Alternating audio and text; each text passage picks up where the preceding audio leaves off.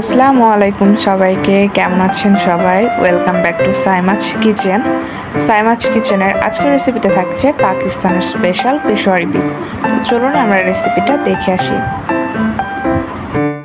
প্রথমে আমি half KG গোশ নিয়ে নিয়েছি এবং এরপরে আস্ত কিছু আলু, আস্ত পেঁয়াজ, আস্ত রসুন নিয়ে নিয়েছি এবং সামান্য ঘি নিয়ে নিয়েছি। এবার আমি কড়াইতে প্রথমে ঘি দিয়ে দিয়েছি। এরপরে আমি গোশগুলোকে দিয়ে দিয়েছি।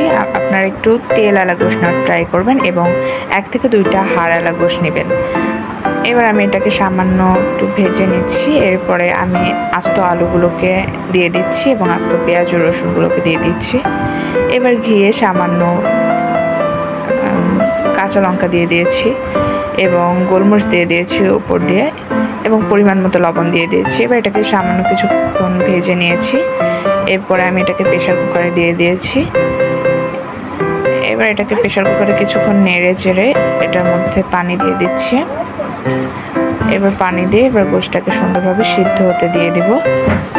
প্রেশারে 3 থেকে 4টা সিটি ওঠার পরে আমি প্রেশারটাকে বন্ধ করে দিয়েছি। এরপরে সামান্য জাল করে নিয়েছি এবং উপর থেকে আরও সামান্য ঘি ছড়িয়ে দিয়েছি। এই তো এবার আমি এটাকে নামিয়ে পরিবেশন করে নিয়েছি।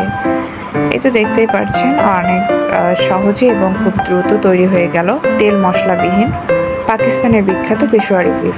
রেসিপিটা ভালো লাগলে একটা লাইক করবেন, কমেন্ট করবেন।